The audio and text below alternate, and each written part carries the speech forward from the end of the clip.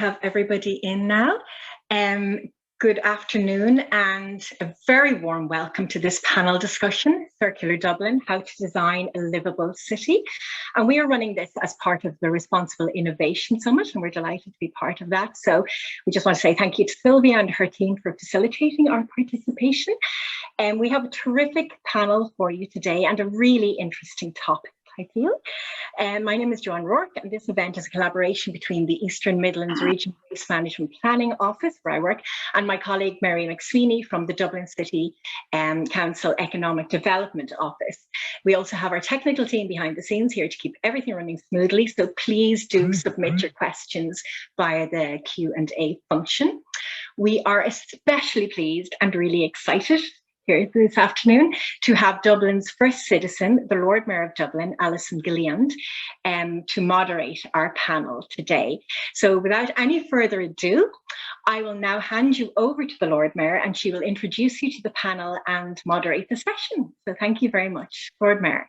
Thank you very much, Joanne, and good afternoon, everyone. It's lovely to see so many people join us today for this panel. As you know, cities are important spaces in the transition to the circular economy, and they present complex challenges, but yet offer innovative solutions and many opportunities to create economic, social and environmental benefits. They also offer high levels of resources, talent and collaborative potential, and are already leading in many examples of circularity. We see circular city initiatives such as Circular Glasgow and Circular Prague, and we've representatives from there today. And we see city business networks leading the way to expedite regional and national transition towards circularity. So this event brings together a panel of national and international experts to discuss whether Ireland needs a circular Dublin and what such a development would mean for both business and citizens. So without further ado, I'd like to introduce our panel today. So we've got Colin Hughes from Glasgow City Council, who leads the Glasgow Circular Project. We've Wojciech Woski, who is based in the Netherlands, working with Circle Economy, an organisation that helps cities and regions providing knowledge, research and practical tools to help them transition towards circularity. Wojciech also leads on the Circular Prague project. So you're both very welcome from abroad. Nearer to home, we have Steve O'Reilly, who works on the Circular Economy Policy and Communications with the Rediscovery Centre, Ireland's National Centre for Circular Economy. We have Elaine Butler, who is the founder of the Circular Design Initiative, and she also writes a successful sustainable lifestyle website, Living Lightly in Ireland. And our fifth panelist is Sean O'Hare, and he is the Marketing and Communications Manager with Viva Green, a Dublin-based SME producing sustainable and circular products. So panel, to get the conversation going, I'm going to ask each of you to tell us just a little bit about yourself, your organisation and your work in relation to the circular economy. So if we start first with you, Elaine.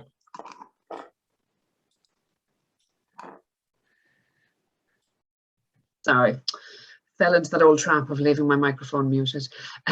So thanks very much for having me. I have been writing the website Living Lightly in Ireland for 6 years, and that's about individual action and personal things that we can do. But I completed a master's in product design for the circular economy this year because my background is in design. And so I've set up the Circular Design Institute, and my focus now is helping companies involved in manufacturing and construction to upscale and transition to the circular economy. Thank you very much, Elaine. We go to you, Sean. Hi everyone, I'm Sean O'Hare and I work for Viva Green. We produce sustainable products and we've been doing so for over 25 years. I first joined the team here 5 years ago, and since then it's been a roller coaster. Well, back 5 years ago, sustainability really wasn't a thing, but it's just become this giant, and we're lucky enough to be riding the wave, and now it's time to really push on with our sustainable products. Brilliant, and thank goodness it's becoming a giant. Good to see. Wojciech, over to you. Hi, and thanks for having me. It's a real pleasure to be here, and congrats Dublin for organizing such an interesting event. My name is Wojciech Wosecki, and I'm wearing two hats today. One is that I'm advising the mayor of Prague on what needs to be done in terms of circular economy transition that we want to see around ourselves. And the second is that I represent also Circular Economy. It's a Dutch global nonprofit foundation which works with cities, regions, and businesses around the world, helping them with the transition towards the circular economy. Excellent, thank you. Steve. So yeah, thanks for having me on. It really is an honor to be speaking amongst such guests. So I'm Steve. I work in a policy and communications role up at the Rediscovery Centre, which is Ireland's national centre for the circular economy. And we've been around for years, but we're based up in... Yeah, of course it is, yeah. Sorry, you might hear some voices in the background. That's just me listening to Sean talking on the sustainability talk, you know. So, sorry, is there... So I think someone might have their microphone on from the crowd. Did I just hear that, or was it everyone else also hear that? We did. Go ahead. So as I was saying, you know, the Rediscovery Centre, it's Ireland's national centre for the circular economy. We're based up in the refurbished Ballymun Boiler House. And yeah, it's a place where you can experience the circular economy on an architectural scale and on a human scale. And we're, in a nutshell, our goal is to educate, demonstrate, and advocate for the transition to a circular economy in Ireland. Brilliant, thank you. And Colin. Yeah, thank you. Thanks for having me on today. Yeah, so similar to Wojciech, I've got two hats on today.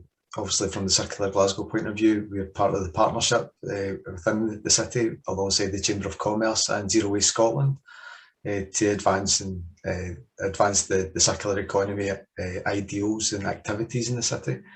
But also from the Glasgow City Council point of view, my remit was to develop and deliver the circular economy route map for the city, which I brought before the council last year, 2020, in December, and that was approved. So from then on, it's been trying to develop the actual action plan that's associated with it, and to bring projects and different types of activities to life in the city. So that's where I'm just now, and obviously COP26 plays a big role in all of this as well, and it's organised and sometimes disorganised chaos.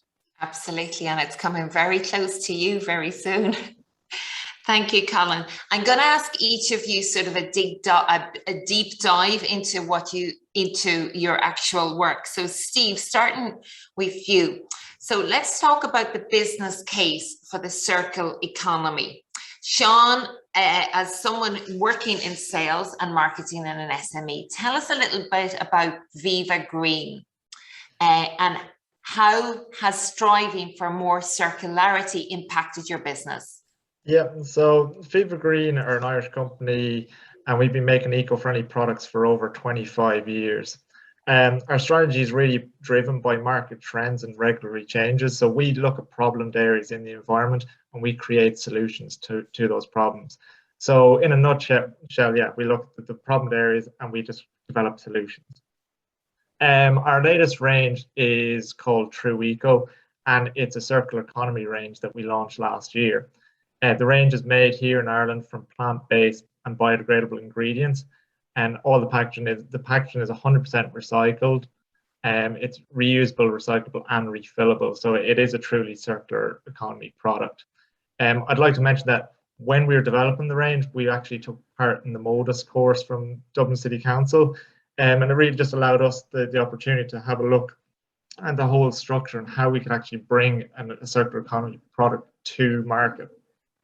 So last year we launched True Eco, and it's gone extremely well since then. We've got into 60 refill stores in health stores and eco shops, so they have all a refill unit. Then we're in 223 SuperValu stores, so nationwide in SuperValu, and they're now looking to roll out refill stations in store. So it's starting to become mainstream. We have 8 stores currently, with 3 of those in Dublin, including Blackrock, Killiney and Knockloin, which will be coming very soon. So we can see it's there. It's starting to move, and when we can see the big players starting to come on board, we know we're doing something right. In the space of a year, we've prevented over 75,000 washing up liquid bottles alone from going into landfill or incineration. So that's the beauty of this, is we can actually monitor what we've done. We can see the impact that we're having. And if that's one SKU alone, if you put 75,000 bottles in one room, it's an awful lot of bottles. So that's the pleasure. You can see what you've done. So we're not stopping there, as I mentioned, and we will be going much further, and we will be launching a whole new range. So we really can have a big impact on the waste stream as well. So just minimizing plastic waste. That's fantastic. Thank you, Sean. And I think for those of you who are looking in from abroad, SuperValu is one of our big supermarkets. And I think when you can get it into mainstream supermarkets, you're really getting it to people. They don't have to go to a specific shop to do that refill. They can do it as part of their daily or weekly shopping. So well done on that, Sean. Go to you, Colin, in Scotland. So you've been at the helm of Circular Glasgow for a number of years now. What impact have you seen in Glasgow as a result of it being a circular city? And do you think circular cities and circular regions provide the leadership to transition to a more national circular economy? Yeah, I think we've got a way to go before we can declare ourselves a circular city, to be honest. But the conversation's definitely been opened. And that space has been developed through the climate and ecological emergency. It was declared in 2019. Originally, the circular economy was mainly a business-led activity taken forward by the Chamber of Commerce as part of the Circular Glasgow network. And that continues today as it's a significant aspect of the work in the city, is to engage with the business community as much as possible to try and develop that transition across the economy.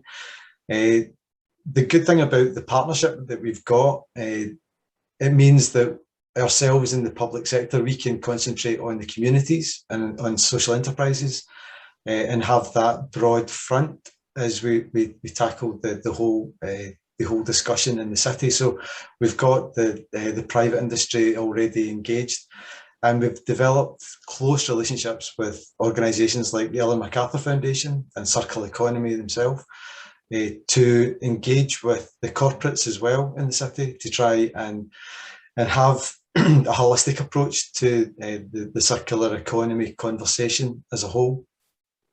But we know is in Glasgow is a relatively small political boundary. In 1996, what used to be Strathclyde Regional Council was disaggregated, and so the political boundaries of Glasgow were reduced. But it means that the actual city region is much wider, and the city council, we've only got a population of 650,000, but the city region itself is 2 million. So we have to engage with the other 6 local authorities that surround the city as well. But we've also engaged with Zero Waste Scotland and the Scottish Government to develop the Circular Economy Forum through the Scottish Cities Alliance. So the 7 cities in Scotland are discussing that at the moment as well. So we've been hosting that platform as the co-chair of that. So the activities that we've been bringing forward, we were the first to bring the route map forward in the country. So those ideas are being disseminated at that level as well. So ideas around public procurement and around planning, education, business engagement, they're all on the table for discussion amongst the other cities to really kind of develop that national framework. Great, thank you. It has to be cross-cutting, doesn't it? It does. And I think we would share, I suppose, a similar footprint to yourself in Glasgow City Council, and that Dublin City Council only has 500,000, yet our other 3 Dublin local authorities was bring us up to about 1.5 million, and we do work very closely with them. You can't do this in isolation. No, absolutely. So Elaine, so we've mentioned you're a designer working in the area of the circular economy, and you have a blog about developing a sustainable lifestyle. So what role does the circular economy play, in your view, in developing a more sustainable lifestyle?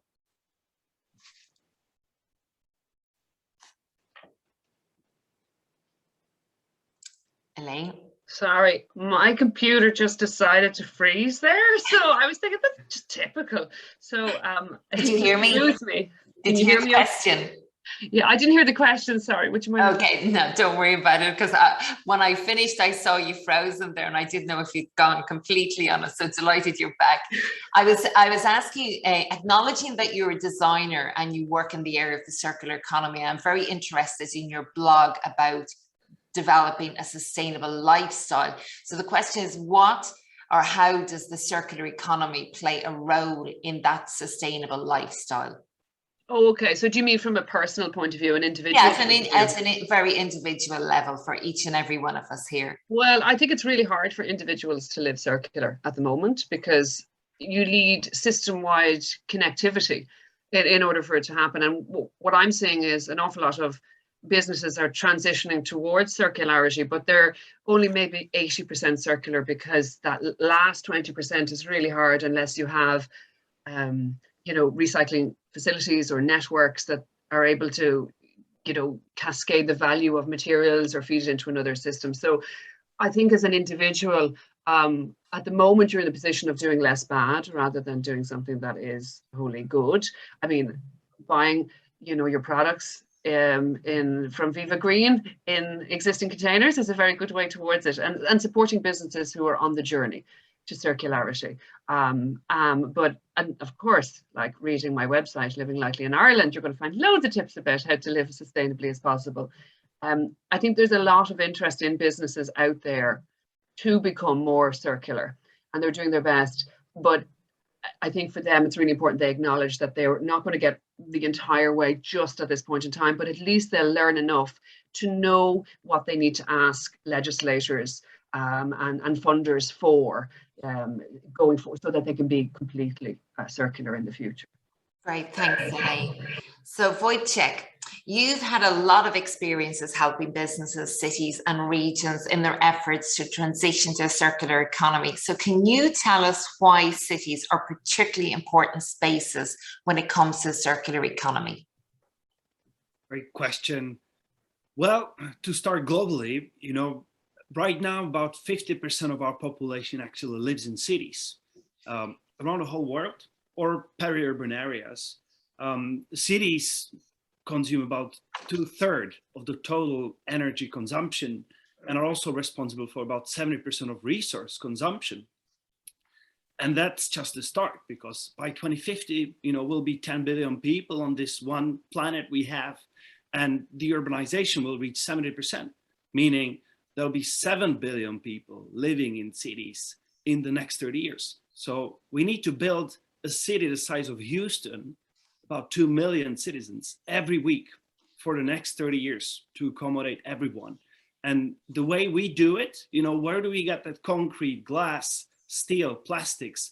If we do it the way that we're used to, I'm afraid we have a huge problem ahead of us.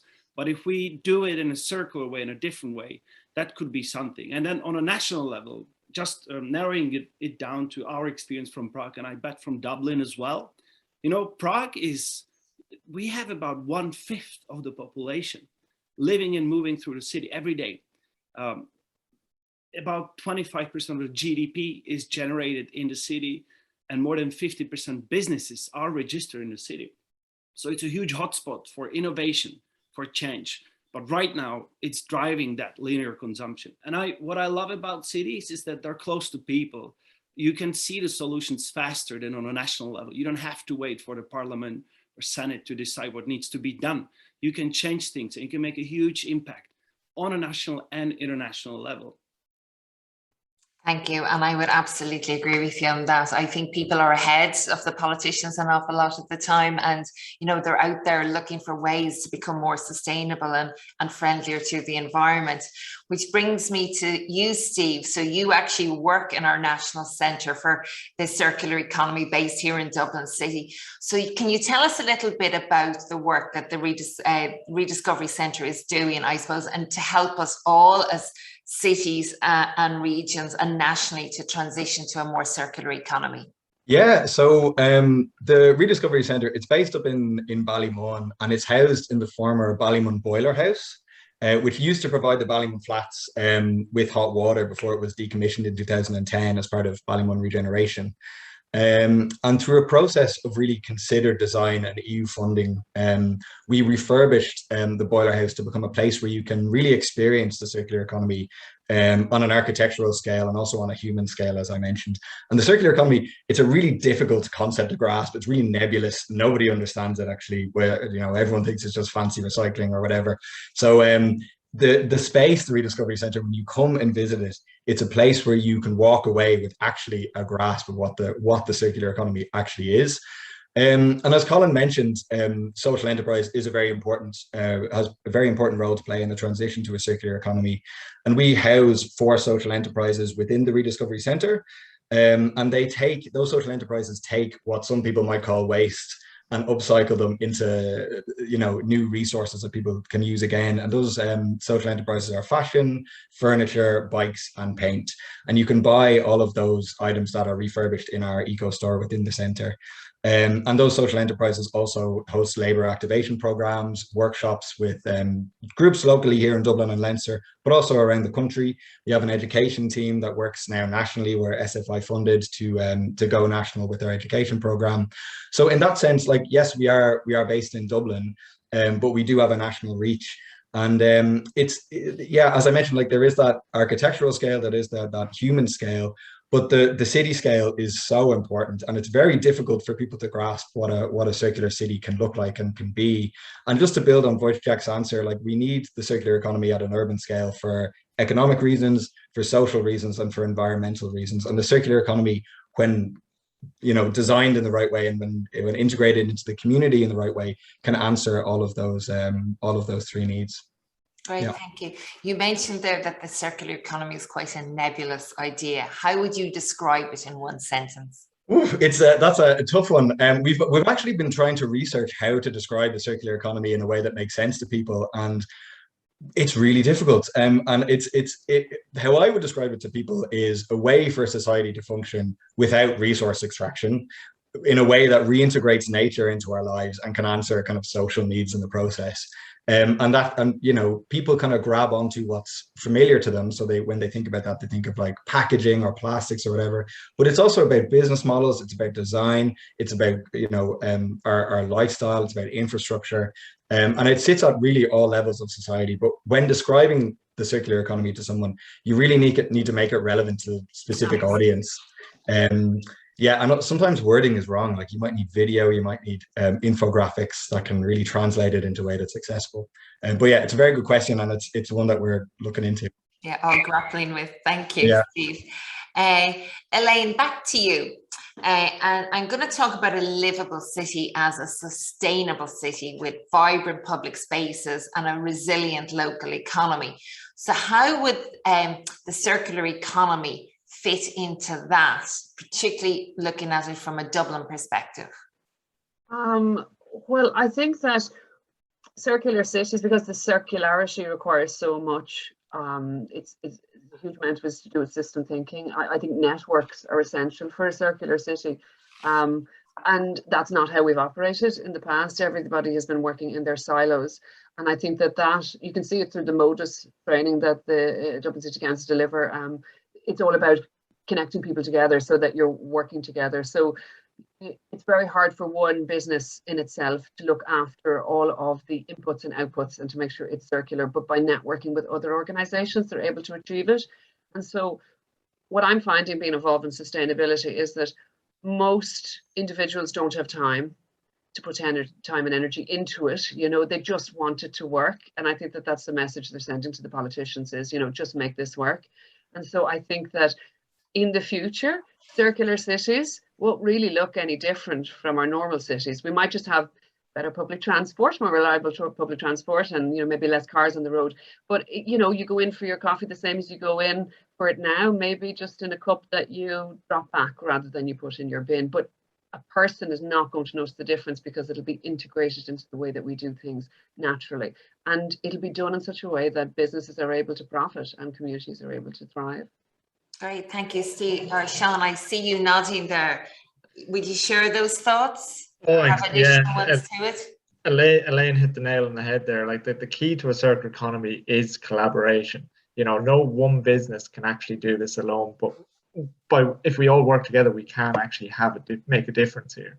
You know, so I'd actually bring in the example of a store that we supply, which is Small Changes, and it's located here in Dublin, and that is a fantastic store.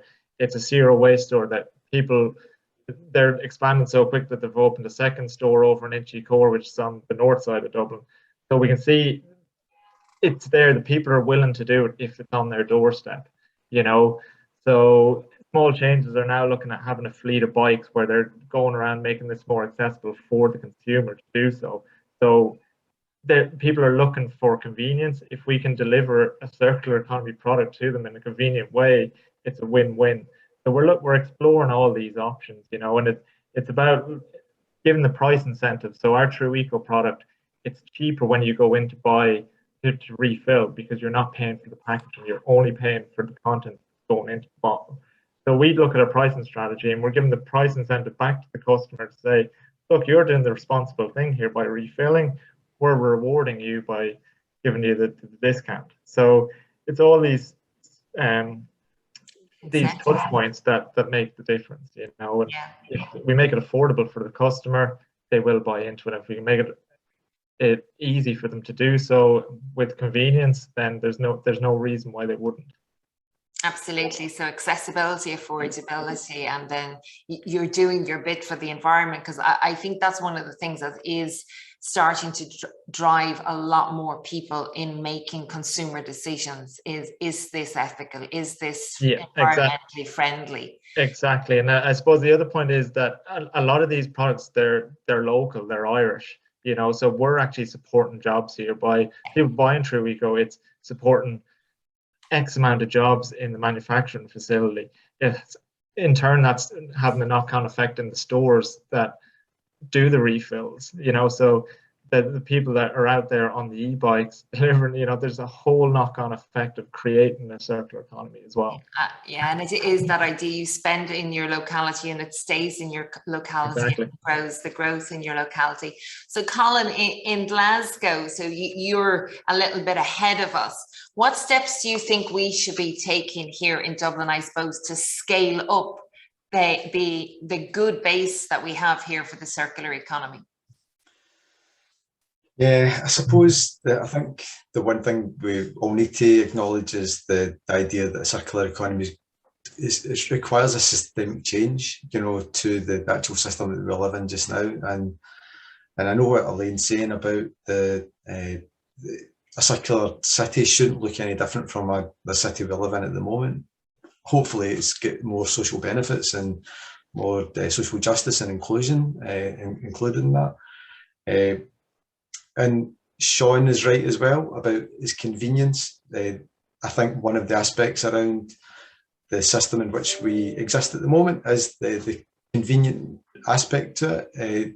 It's convenient, but it's damaging as well. And we need to have a circular system that's as convenient and it's easy to transition towards it. I think one of the aspects around there's numerous aspects, because it's a multi-layered, as Steve was saying, it's a multi-layered conversation that we need to have, because it's complicated. I mean, in the council itself, we've got various, you know, issues around public procurement, like about capacity building, education, you know, the built environment.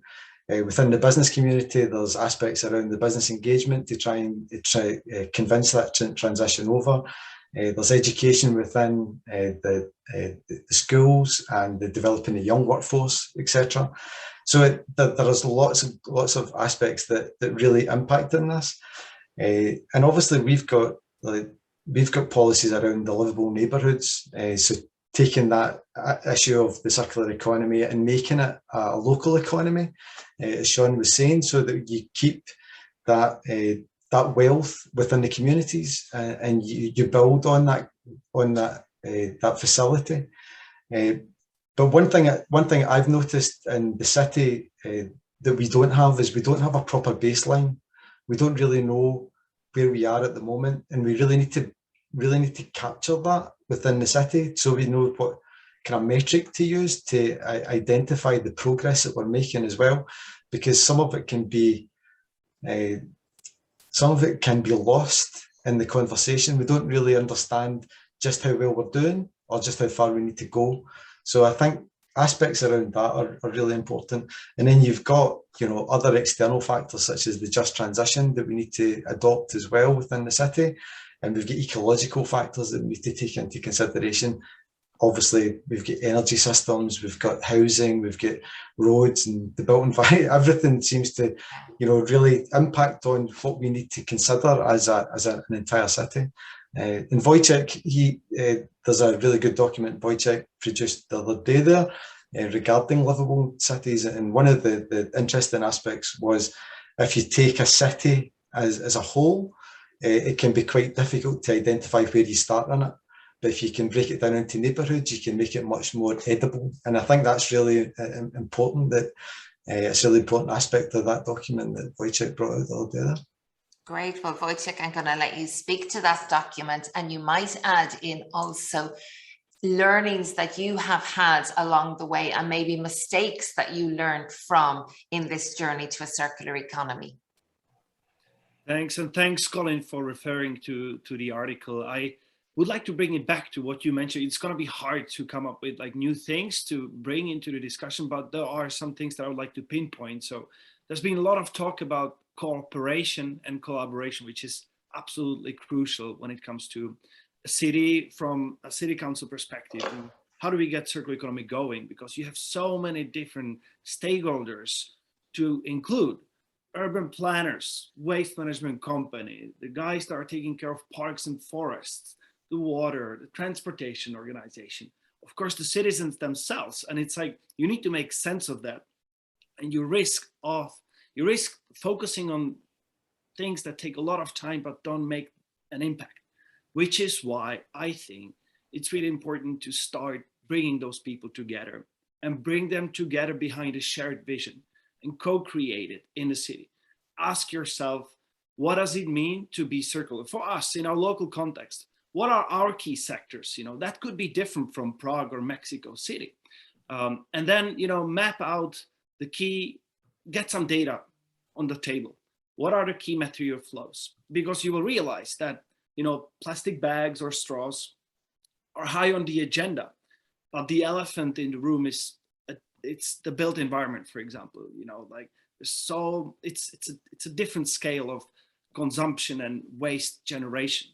I also think it's really important to turn that vision into an action plan and combine it also with the energy that is already in different departments, because everyone's been working on something relevant, but you just need to bring those people together.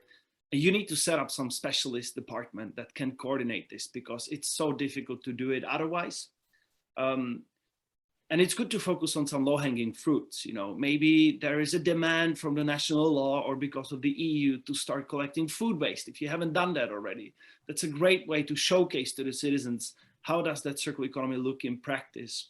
And then, yeah, like the mistakes that have been made, I don't know where to start. I mean, it's a trial and error, for us in Prague, but I think I would, if I did it differently now, I would focus more on really engaging the top decision makers and trying to go to them from the very start and engage them in a discussion and explain why they should be interested. Because it's harder now.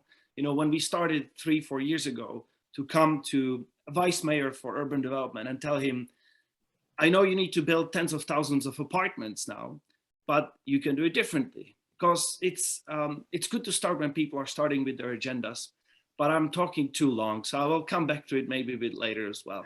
No, thank you. That's a very good point about housing, and I think it's something we're looking at here in Dublin. We have a huge amount of vacancy, and we have absolute affordable housing crisis, and we do need to be very conscious of the embodied carbon in what is there, and the question, do we knock down and rebuild, or do we get new designs and new legislation to allow new designs to remodel what we already have? So thank you for making that point. Steve, in the National Centre, Do you have a role in bringing stakeholders together? And if you do, is it working? Are they eager to come work together?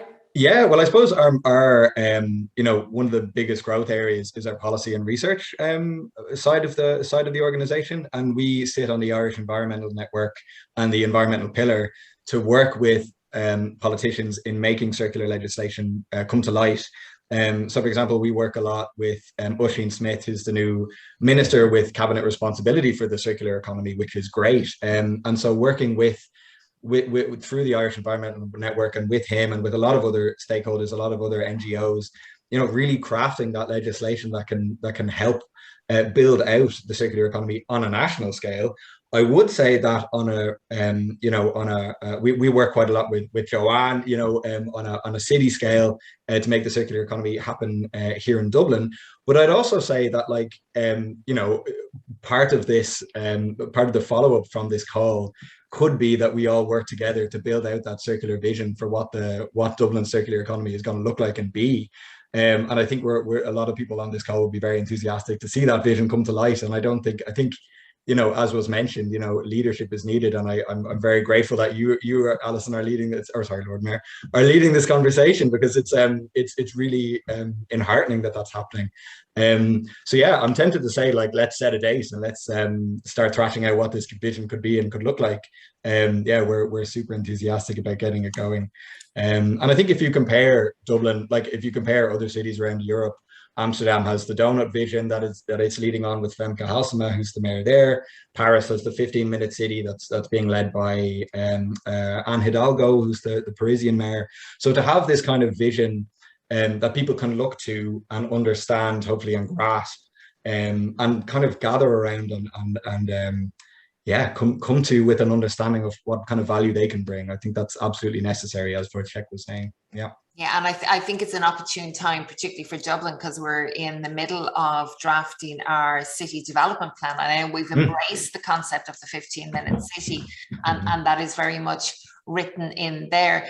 And I do think the local authority is a key player in it, because we do have so many of those responsibilities that you mentioned, such as waste and traffic and roads and housing, that they are a key maybe enabler or facilitator and also leader. And Colin, you're here from Glasgow City Council. So how do you see the role of the local authority in developing that circular economy at a city level? Yeah, I think when I started out in the actual journey of putting the route map together, my initial I suppose eco-warrior stance was that I was going to change the world in one document, and I suddenly realised that it's not quite as simple as that. So there has to be I suppose a pragmatic approach from the council itself to understand its own jurisdiction, to understand what it can actually do to really affect it and have a really positive impact. That's why we've decided to look at issues around public procurement to really try and develop a public procurement process that has got circularity and sustainability inbuilt, and it's the sustainability tests that we do will be really strict, but also there will be something that we can be reviewed. It's one of the failings, I think, of our existing sustainability tests, that we haven't actually reviewed tenders and contracts that have been awarded in the past. And I think that's going to be something that will be able to be much more transparent and much more recordable in that sense. The other aspect is understanding that we've got such a big impact on our education system, so the next generation, and to help them with their understanding and to develop their knowledge around the sustainability and circularity questions. Also to try and develop that idea that if we've got on the cards, if we've got like a right to repair legislation that's on its way through Westminster, we need the skills in the city that will combat, you know, the need for that to be taken forward. We need people to be skilled up, you know, in traditional fashion that we've probably lost over the past 2 or 3 decades. You know, that repair industry isn't really as widespread as it should be. Further to that, we've, as you mentioned yourself about the city development plan, our national government, or the Scottish government, is going through something called the National Planning Framework at the moment. It's a consultation, and circularity again is going to play an integral role in that. So identifying the aspects around how we can make best use of circular activities within the city at the design stage, rather than trying to impact them when the designs have already been carried out, and we've got as little impact as that as possible. But it's things like material sharing, material passports, the really impactful stuff that has been going on in the Netherlands for a few years now. It's something that we really need to start to ingrain into the way in which we approach the planning system in the city. So I suppose it's the idea of understanding our jurisdiction and working from there. And also within the circular economy is the Circular Glasgow Network. We have 200 members from small and medium enterprises, and it's continuing that conversation, continuing that encouragement and building on that momentum. Brilliant, thank you. And I just see a note there that please, if you do have questions, if you just put them in the chat. I'm going to ask my last question to Elaine and Sean now, and after that we'll take questions from the audience. So Elaine and Sean, both of you are very much on the ground and creating within the circular economy. Where do you see the barriers for, I suppose, expanding and scaling up? And I'll go to you, Elaine, and then Sean, you can have the final words on it. Well, because I'm focusing on working with companies on pivoting to the circular economy, so I'll answer from that, because the barriers are different depending on what group you're talking to. So I would say for companies that want to manufacture in a more sustainable way, then there's a lack of case studies about people actually doing it. There's so much theory about the circular economy, and in theory it sounds fantastic, but the how do you do it? How do you make money and switch from unit sales to a leasing arrangement, and those case studies just aren't out there. And so I'd love to see more funding for those. And then in terms of like construction, I was talking to a company that provides consultancy services to developers. You cannot design in a traditional manner and design in a circular way. Colin mentioned about material reuse. I mean, there's a fabulous example of a really good office extension and fit out that was done in Belgium. Konig, is it Zonig Kempen? I have to write down the name because I never remember it, but it's a beautifully done project. But what they did was it was a design and build contractor, and they told them what they needed, like the number of workstations and canteen to function as a meeting room. And then the selection of the materials was left to the design construction company. And so our traditional model is that you go to your client and you design it and you show them samples of the materials and then you order it and all the rest.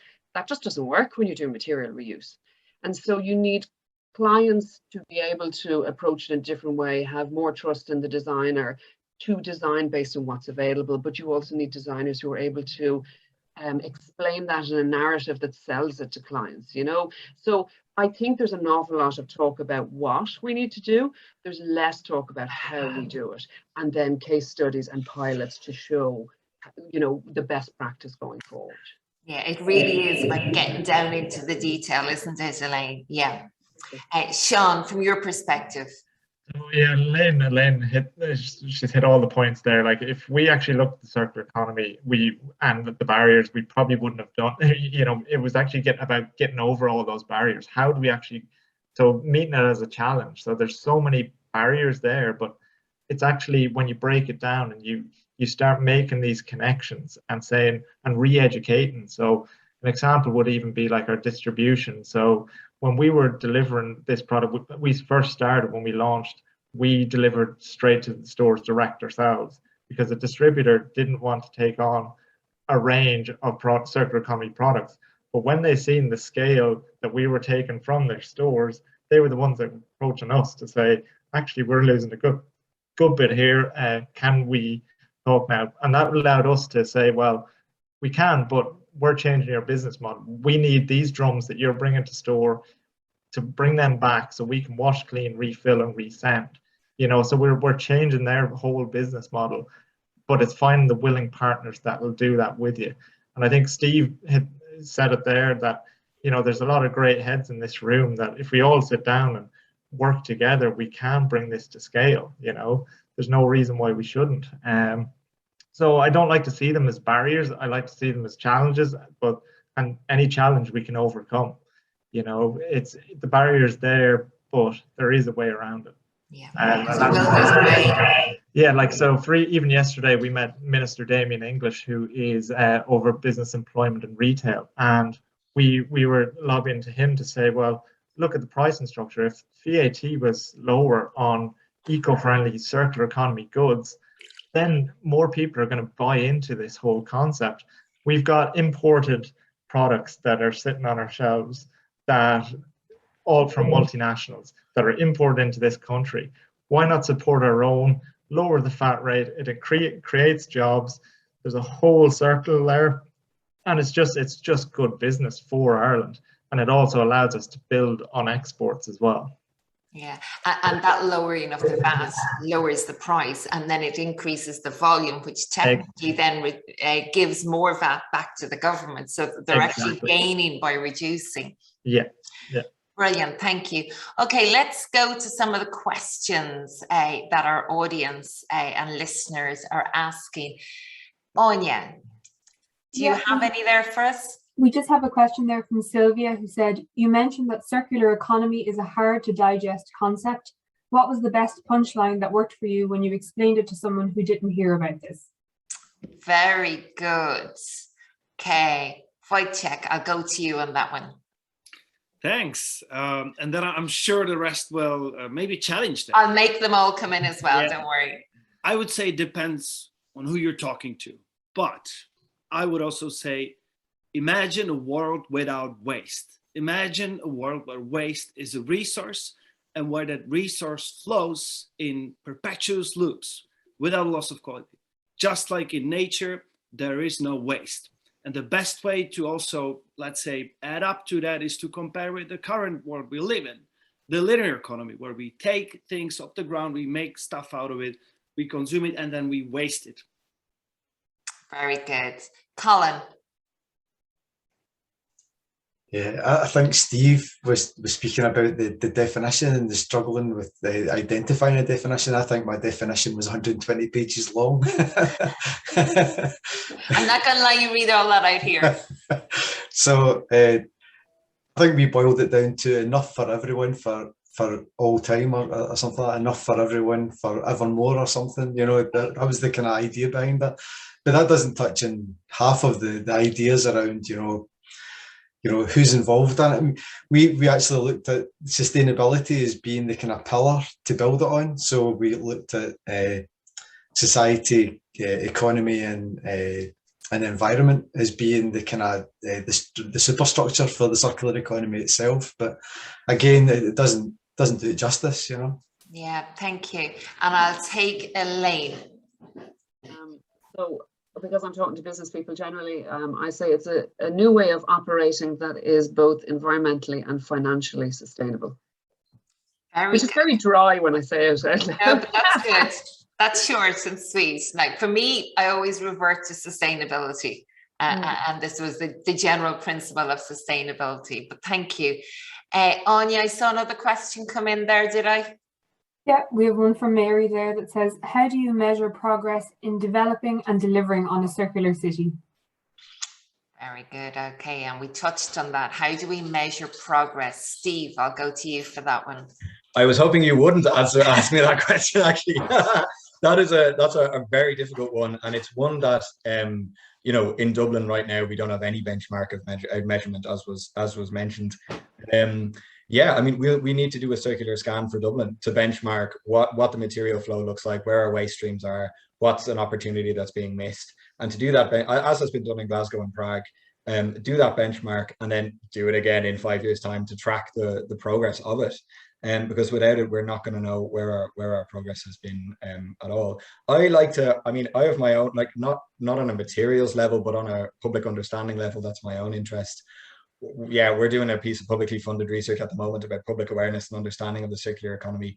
And I don't want to give anything away, but we've gotten a few very interesting insights already, and we'll be doing that piece of research hopefully in a couple of years' time to benchmark how people are, if people are aware of it, if that awareness has changed into behavior change, and how do we do that?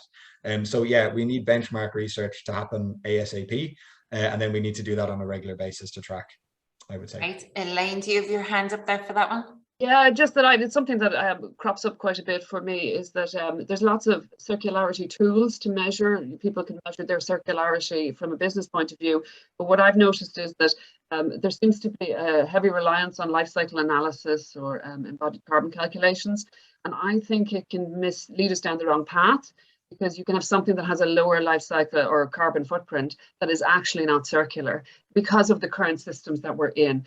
And it's just sort of, I'm waving a flag, particularly to anyone involved in green public procurement, that you need to look holistically, and you need to support businesses that are on track to become circular, who at this point in time, their carbon footprint might be higher, but in the long term, it'll be more circular. So there is a desire for this simple figure that actually says that this is better than that. That is not a true reflection of circularity or sustainability. And so I'm flagging it as something that people don't follow. Thank you, Elaine. Anya, back for some more questions? Yeah, we have a general one there and then one for Sean. So firstly from Liam, do you ever struggle with motivation when trying to get people to understand or adopt a circular economy mindset? And then the one directed at Sean is there an intermediary body or business support organization you find particularly useful to support circular businesses to get your voice heard at a political level? Okay, Sean, do you want to take that one that's directed at you, and then we go to the motivation one? Yeah, perfect. And I'd just like to say on the other one that Sylvia mentioned on the circular economy, I think it's breaking it down. And what we do for a product level is to say about, so think of the bag levy. You buy the product once, then you return with it every time. And that's literally the simplest way to explain it on a product level. That then you don't have to pay for it again. You know, with the policy, I suppose we've been lucky enough that we built a great relationship with Dunleary Rathdown County Council, and then we actually have the support here from Dublin City Council as well. That we've kind of taken on this ourselves, and we've really just been pioneers in this whole area to really try and bring this forward. We go out there, we do these concepts on it by ourselves, but we make these connections along the way. And thankfully, we were lucky enough by Dunleary Rathdown yesterday. They came to us to see if we'd be up for meeting the minister, which we were absolutely delighted with, just to bring our points to show, well, actually, we can actually scale this if we have the backing from government. You know, it's not about just our business; it's about all green business and all sustainable business here. You know, not one business. So really, to answer that, there's no simple way of getting talking to them, but I just contact your local enterprise. Thank you, Sean.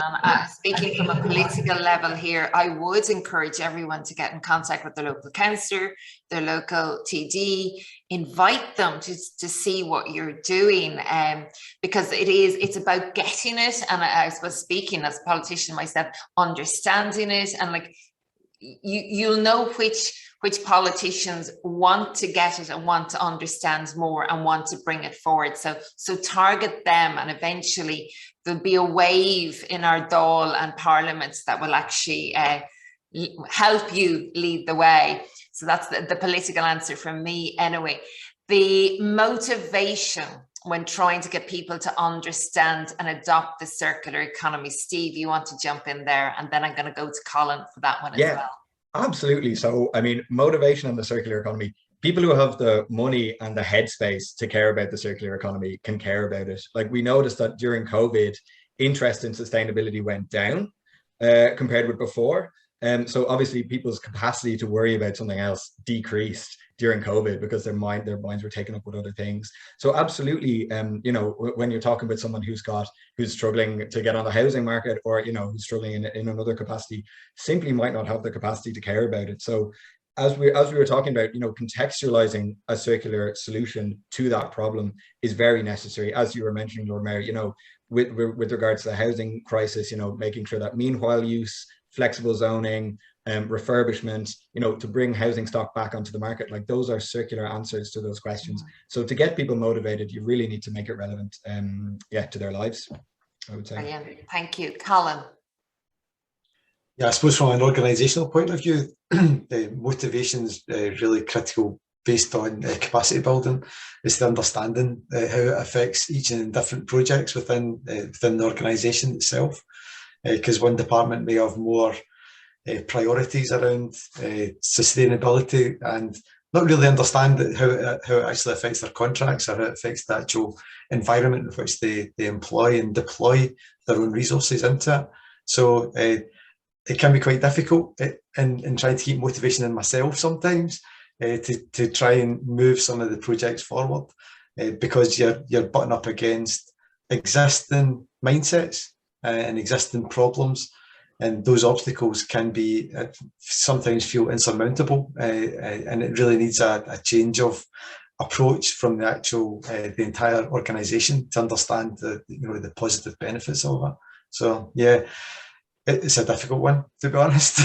Hang in there, you're doing great work, Colin. All of you are. Thank you. I think I saw one final question there on you about education and health that I'm going to direct at Wojciech. Yeah, so it says circular economy includes construction, building, trade, commerce, etc. But what about the relationship with public services such as education, healthcare, and transport? And this is crucial. And the good news about it is that the cities, since it's public services in many countries, cities have a direct responsibility over those sectors, right? So that means you can also have a direct say about what should change. AKA, circular procurement. And I'm winking to Colin because he mentioned that. And to me, that's the most powerful tool cities have to get things done quickly. You can have a say what's going to happen with those euros that you're spending on the things that you need to see around yourself. New school, hospital renovation. But then about the education, that's something where I think we have a lot to catch up with in Prague. And I think it absolutely needs to start with the youngest ones, with schools and primary schools and secondary schools and high school education, which I haven't really tapped into that yet, but I think that's something that I really need to follow up here in Prague, because without it, we're not getting anywhere. Thank you very much. And very relevant point you make there about the cities. Sadly, Dublin has a little bit of catching up to do when it comes to stronger local government. We still have health and education at a national level, and a lot of our, I suppose, funding at local authority level comes from national government. So there's constraints there, but we do have the vision for it and we're always fighting for it. So we'll get there one day. So I think that's the end of the questions. And I know Joanne wanted to come in to do a few words at the end, but before she does, I want to thank the panelists who are absolutely fantastic. I'm going to put the Rediscovery Centre on my must visit list, Steve, in the very near future. So thank you all. Thanks for the audience and your questions. You've been great. And Joanne, I'll hand it back to you to close up. Thank you so much. I think that was a terrific discussion and one we could talk about all day, but sadly we're at the end of this session. I definitely think it's a topic we will be revisiting over and over again.